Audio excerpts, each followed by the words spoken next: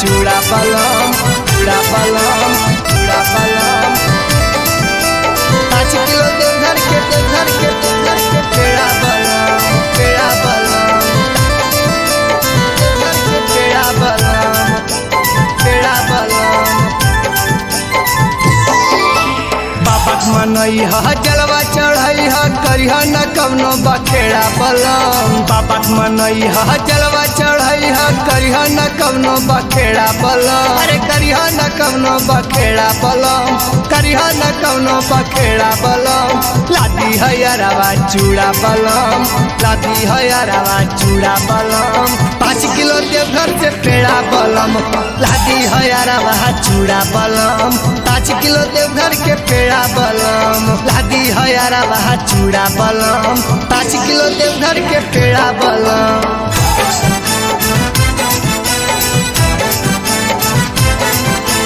5 kilo Deoghar के पेड़ा बलम, पेड़ा बलम। लादी है यारवा चूड़ा बलम। 5 किलो देवघर के पेड़ा बलम,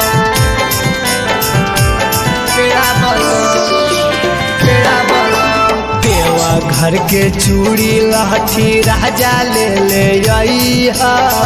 भांग गांजा चिलम पी के जानी भूली जाई हा, जानी भूली जाई हा, जानी भूली जाई हा।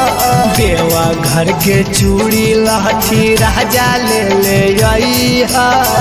भांग गांजा चिलम पी के जानी भूली जाई हा, जानी भूली जाई हा।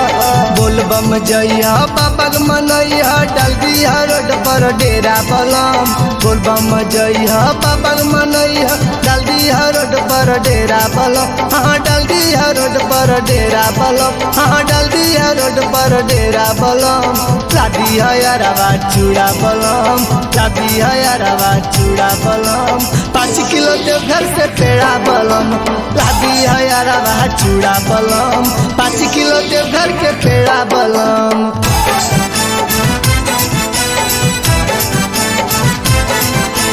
5 किलो देवघर के पेड़ा बलम, पेड़ा बलम। लादी है यारवा चूड़ा बलम।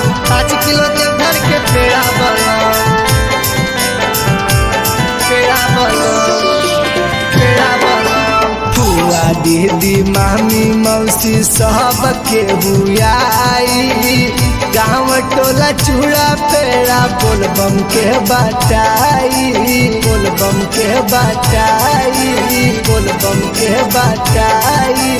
फुआ दीदी मामी मौसी सब के बुआई, बोलबम के चूड़ा पेड़ा गाँव घर बटाई। सब ले अइहा कुछ ना भूलइहा करिहा न कवनो फेरा बलम। सब ले अइहा कुछ ना भूलइहा करिहा न कवनो फेरा बलम। लादी है यारवा चूड़ा बलम, लादी है यारवा चूड़ा बलम। 5 किलो देवघर के पेड़ा बलम, लादी है यारवा चूड़ा बलम। 5 किलो देवघर के पेड़ा बलम, लादी है यारवा चूड़ा बलम। 5 किलो देवघर के पेड़ा बलम, लादी है यारवा चूड़ा बलम। 5 किलो देवघर के पेड़ा बलम।